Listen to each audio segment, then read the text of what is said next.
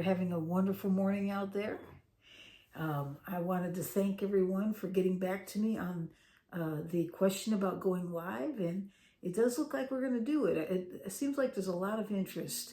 I realize there's going to be some challenges around the time, but I think I'm going to pick a Tuesday and about 6 p.m. here on the West Coast and just go with it and see what happens, because I don't think any time is going to meet everyone's needs.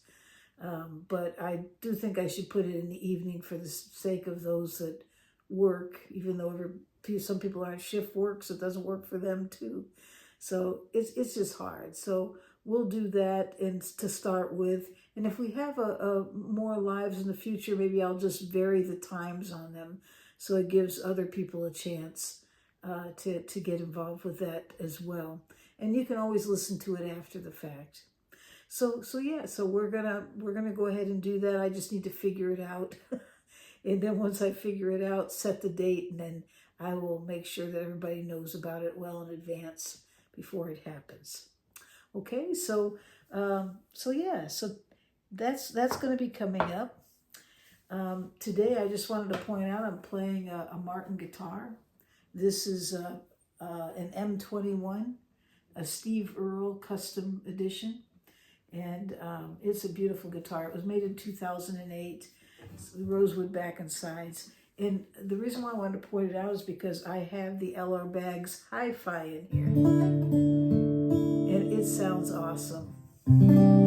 It's a new pickup that they have. And basically it's not under the saddle. It's two sensors here on the top. And it just brings this, I don't know if you can hear that. It just brings the top alive. It's really nice. So so we're playing the M21 Tay, and it's a very comfortable guitar and has incredible sound.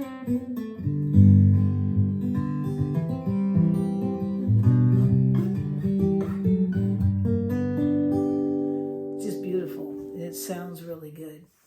Okay, but that's today I have a lesson for you. It's just real short. And it's kind of like, it's sort of a fill-in, I guess, of when you're playing, not necessarily, but commonly with the blues. I know when I first started learning how to do some of the 12-bar blues stuff, one of the things that I was taught was this little riff.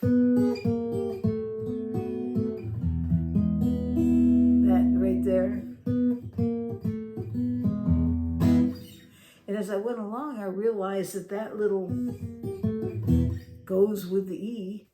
Well, there's actually one that goes with the C, and there's one that goes with the D, and there's one that goes with the G.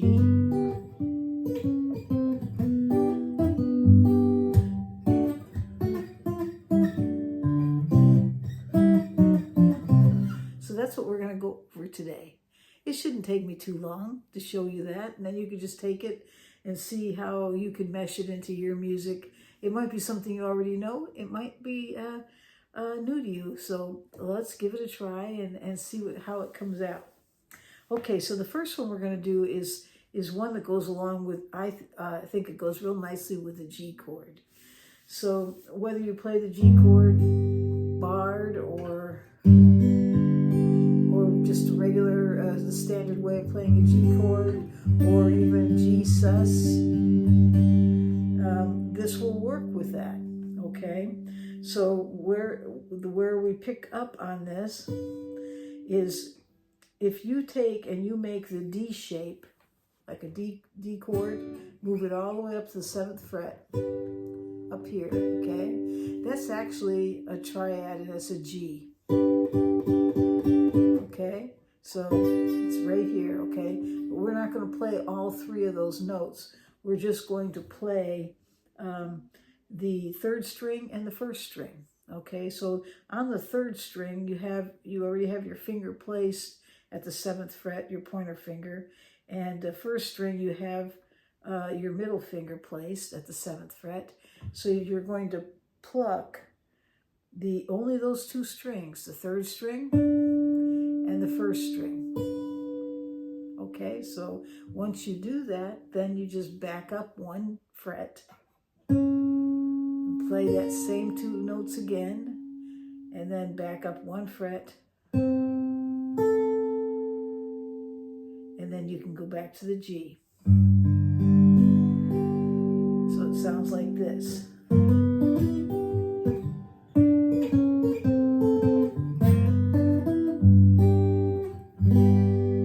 Okay, and I was borrowing it there, it's just habit. But, so it starts at the 7th fret, go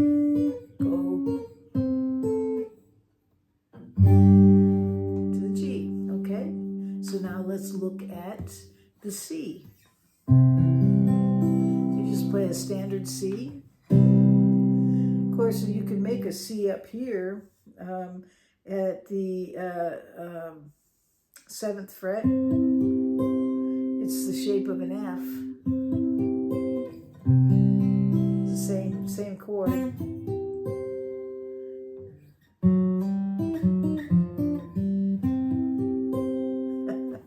But we're not going to do that. We're just going to play it down here. I'm getting caught away here. So just play your C chord, and then what you're going to do is at the 5th fret, put your middle finger on the 4th string. And at the 5th fret, on the 2nd string, put your ring finger, okay? And those are the only 2 notes you're going to play. Use your thumb to pick up the 4th string. Use your middle finger to pick up the 2nd string. Okay, so let's play it 1 time, back up 1 fret, play it again, and then back up 1 fret, and then go to your C chord.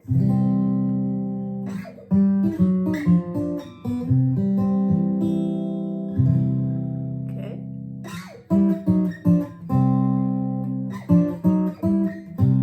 And you can actually reverse that too.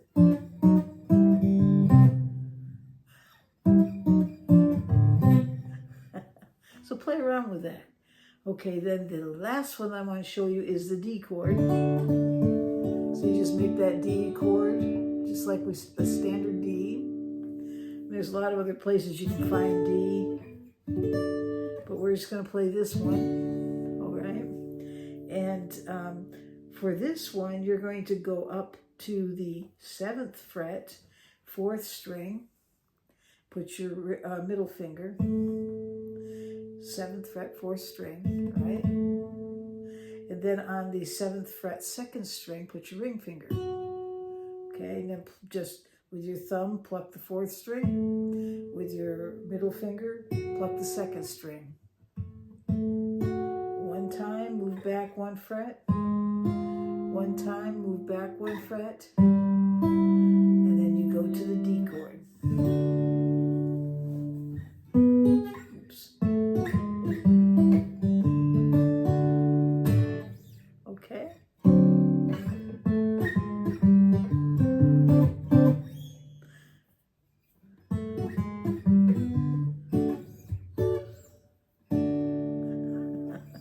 So it's a lot of fun, but those are the 3 I wanted to show you.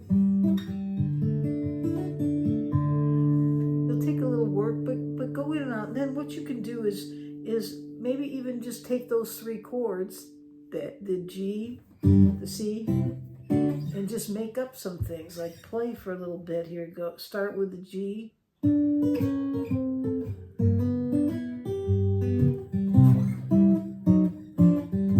There's the C.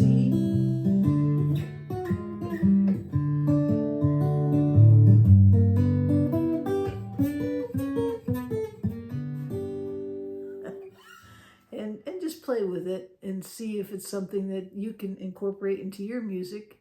And if you come up with any ideas about it, share them. I'd like to hear.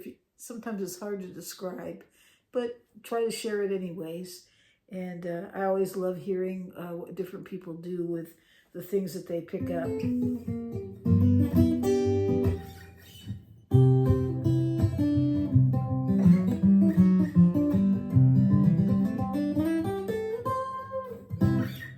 All right, well, we're going to end right there.